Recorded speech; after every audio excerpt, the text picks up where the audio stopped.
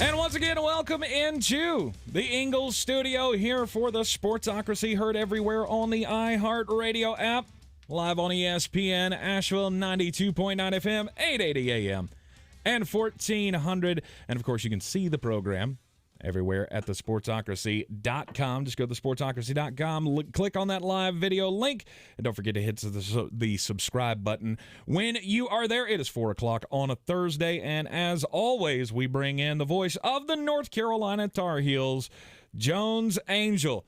Jones, we're on we got 2 in a row now. As the movie Major League told us, you win one more, that's called a winning streak. It feels a little bit better now after the losses to Miami and Wake Forest, but the back-to-back wins definitely puts a little brighter shade on the Tar Heels right now, right? Yeah, it's interesting because Carolina's record is okay, not great, not terrible, 14-6 overall. 6-3 in conference play. They're right there in the mix in the ACC, just a game behind Miami, who's currently atop the conference standings, and all that is good. I don't think, though, Carolina feels like it's playing very well.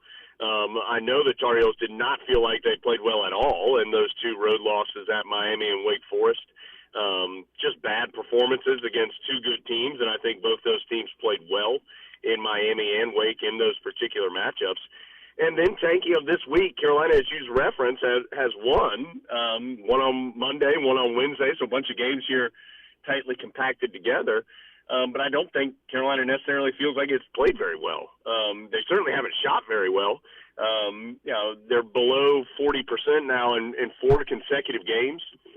They had the lowest field goal percentage in Carolina basketball history in a victory last night, and that win over BC. Heels shot just 29.1% for the game and won by 11.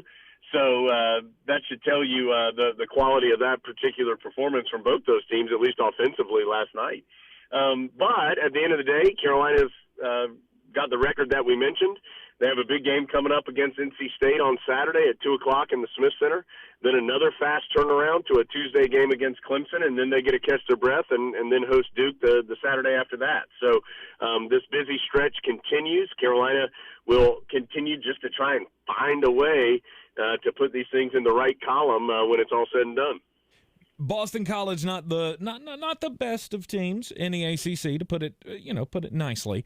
But last night it was good to see at least get being scrappy enough to get the win when your leader Armando Bacot is not performing his normal. Yeah, and I tell you, it's been crazy. Armando made his first 6 shots against Virginia Tech on Monday night. He entered that game shooting well above 60% from the field on the season and was the leader in the ACC by far in that category. And since that point, he is 2 of his last 23 from the field. So an extreme drop in the field goal percentage. And I think the wild part about it is it's not like these shots have been, crazy three-pointers that he's out taking that he has no business taking or something like that. There have been so many shots around the rim, layups and hook shots that he's very good at, and putback opportunities and, shots that he, throughout his entire career, has made at a really high rate. And so for whatever reason, these last couple of games, there's just a lid on the basket. And so to his credit, he has not let that affect other aspects of his game. He's continued to play good defense without fouling. He's rebounding at a high rate. He had 18 rebounds last night in the win over BC. And so, it is a weird stat, one that you would think would begin to regulate itself here in the near future. I do think he's being bothered a little bit by his hand. There is no injury there. Something happened in the Georgia Tech game, the one that was played in Chapel Hill, and he's just had some soreness kind of off and on his shooting hand since that Georgia Tech game. Again, I think there's no defined injury that he's playing through. It's just been a little bit uncomfortable for him. And so I do think that's affected him some. I think also the fact that he did have, that stretch where he went 29 points and 22 rebounds against Virginia and then 29 and 12 against Georgia Tech, if he wasn't already, I think that moved him to the top of every single scouting report that the opposition has. And so the other teams are paying so much attention to him, trying to make it difficult for him to catch it, trying to make him bothered around the rim, force him to go to the free throw line. If it's going to be a surefire two, they're going to foul him, put him on the line, make him earn it there. So I'll be interested to see how he continues to develop and if he can bounce back here coming up against State on Saturday afternoon. And then one final point, just to your point, I do think the silver lining in both these games, Virginia Tech, but most notably BC, is that Carolina did find a way to win, because we have talked about this. I do think one of the negatives about this team leading into this week was that if the shots weren't going in, they were having a hard time figuring out a way to win games. And now Virginia Tech and BC aren't top-tier teams right now, but Carolina figured out a way to win those games, and at the end of the day, that's what matters most. And so a positive in that regard for Carolina coming out of these two games on Monday and Wednesday. Now, North Carolina is currently at 5th place in the ACC, 6-3 in the conference, as we said, 14-6 overall, but that puts us right there in the mix. I mean, it's not like anybody's running away with the league right now. I mean, a lot of talk is obviously about Duke being one of the best teams in the country, and they're going to continue to be right there at the top of the country. But you got in-conference play, at least, Miami and Notre Dame and Wake Forest, North Carolina, Florida State. There's a mash up there at the top right now, and I think it's a credit to Tar Heel basketball if they can at least stay within striking range of the top. The negative, I think, the negative, I think, Tank, is that, you mentioned three of those teams right there, Notre Dame, Miami, and Wake, and those are the games that Carolina's lost. Right. And they've all been on the road, and Carolina does not get a return trip. That's just the way the schedule broke this year for them, is that they will not get Wake Forest, Miami, or Notre Dame in Chapel Hill. And so, unfortunately, they're not going to get an opportunity to play those good teams again in a place where they've been very good, in the Smith Center this season. And so, if you're looking long-term, not just as far as the ACC is concerned, but for NCAA tournament berths, Carolina needs some quality wins. Again, the record's fine. The place in the ACC is good, and, the Tar Heels will continue, hopefully, to be in that conversation. They need some good wins, and the game against Florida State will be very important. The two games against Duke will be very important. The Tar Heels, they go on the road to Clemson. That'll be a big game because they need to pick up some quality victories. At Louisville, that game's coming up on Tuesday as well. So they need some good wins just to help bolster their resume a little bit, and that's just a factor of the ACC being a little bit down this year. So, a win, for example, at Georgia Tech that Carolina had a couple weeks ago, most years that's a pretty solid win. Well, the Jackets don't have a great profile, and so that one doesn't help you as much as maybe it would in some other seasons. And so Carolina will need to take advantage of these opportunities that it has in the back half of conference play to not just continue to try to be at the top of the league or in that mix at the top of the league, but also help get them some quad one and quad two quality wins when it comes to NCAA tournament talk. Yeah, speaking of that, bracketology from Joe Lunardi, the latest one has North Carolina in there as one of the last four byes, along with the Miami Hurricanes. They're in that discussion as well. Not typically what we're used to seeing from a Tar Heel basketball program, but I think all the Tar Heel faithful, we have faith in Hubert Davis and the Carolina way and all of that. What has Coach said about these shooting performances and how, does he have a plan, or has he shared a plan on how to try to get the guys out of this funk? Shooting 33% in the second half the other night in the win against Virginia Tech, and then, as you said, 29% in a win over Boston College last night. Yeah, I think some of it, and there's an old story that Phil Ford likes to tell, Tank, where he was an assistant coach at Carolina, and Coach Smith was still the head coach at this time, and Carolina was missing a bunch of shots around the rim at the beginning of a game and had fallen behind, 12-4 or 14-6 or something like that early in the game and missing a bunch of shots. And Coach Ford said something to Coach Smith. He said, "Do you think we should take a timeout?" And Coach Smith said, "And tell them what? We're getting exactly the shots we want. They're just not going in." Right. So I think some of that is that. Armando Bacot's not going to go 2 of 23 very often.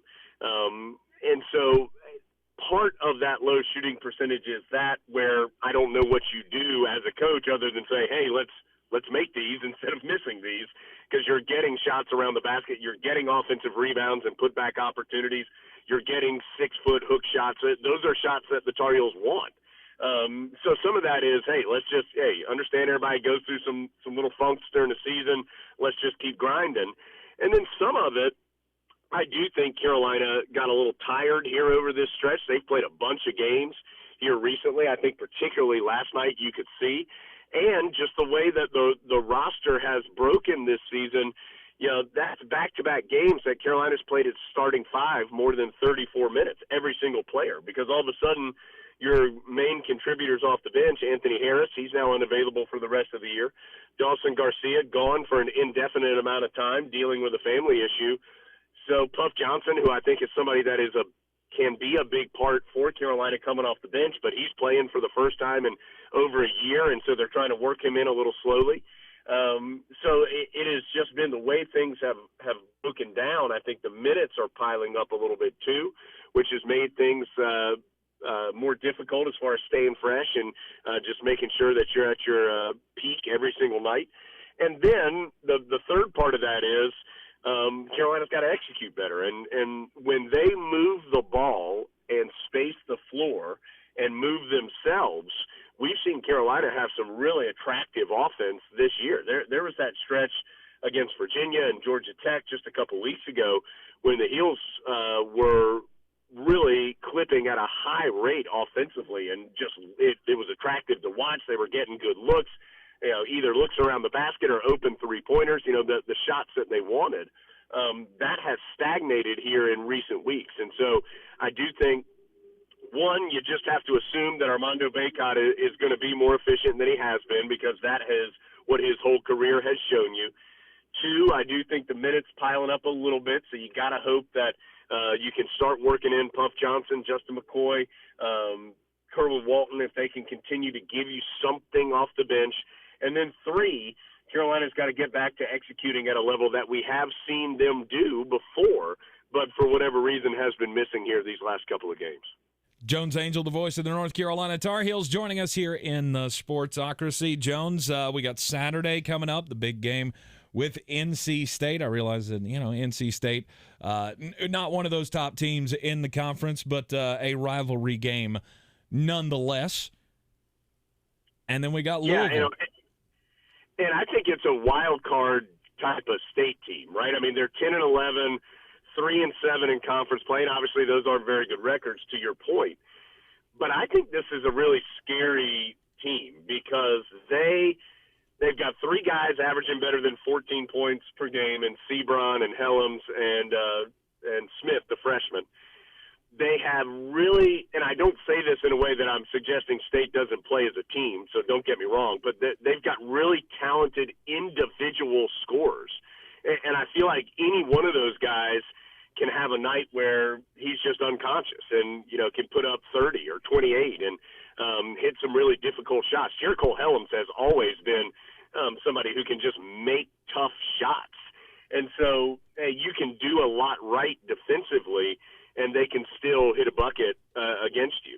Also, State likes to drive to the basket. They've got those guys that I just mentioned, particularly Sebron, is really, really they are athletic players, and they like to get downhill and going to the hoop, and Carolina at times has struggled with that this year. And so it's a challenging matchup, I think, for Carolina, even if the stats and the records suggest that the Tar Heels should be a heavy favorite. I don't think that's the case. I think this is a tricky matchup for the Heels that they'll need to play well to have a chance to win. And then I think I cut you off and you were about to say then they go to Louisville. Right. And who knows with Louisville right now. They just fired Chris Mack. Seems like they're having all kinds of issues. But they're talented. That's always a hard place to go play. It is at the end of this really long, busy stretch of games for Carolina where they've just had a bunch of games jammed in there together. So the Heels will certainly be fatigued a little bit. They have struggled on the road. And I think when you have a team that's clearly gone through some turmoil like Louisville has, there's always that possibility of them having the one game where they all band together and it really comes together for them, even if that's not something they do on a consistent basis. And so while Carolina likely on paper will be favored in these next two games, I think they're challenging matchups against both State and Louisville. Agreed. And next time we talk to you, Jones, next Thursday, we will talk about the big one. We got the Duke game coming up next Saturday. All the games heard right here on ESPN Asheville. Saturday is 2 o'clock tip time, 1 o'clock with the pregame show, and we will chat with you then. Sounds good, Tank. Look forward to it, and talk to you next week. Yes, sir. And go Heels here on ESPN Asheville.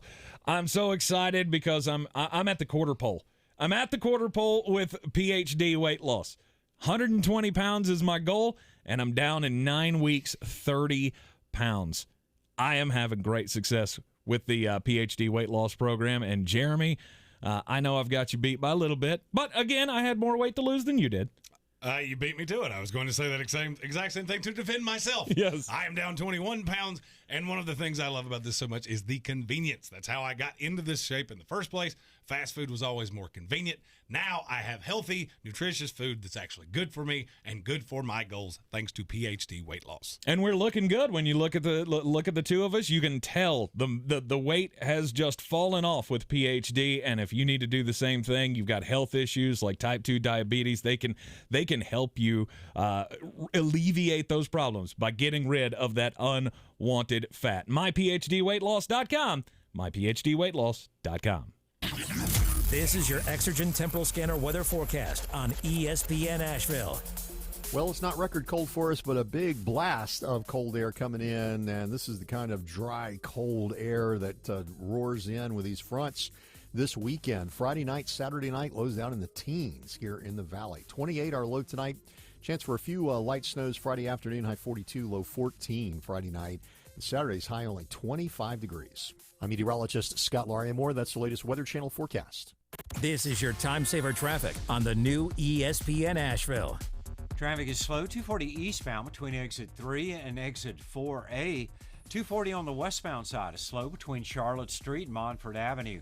Future 26 eastbound slow between Riverside Drive and 240. Smoky Park Highway northbound approaching Sand Hill Road slow. Sweeten Creek Road southbound after the Blue Ridge Parkway to Mills Gap Road delays. Hendersonville Road moving well. An accident reported on Boylston Highway near Ferncliff Park Drive near the David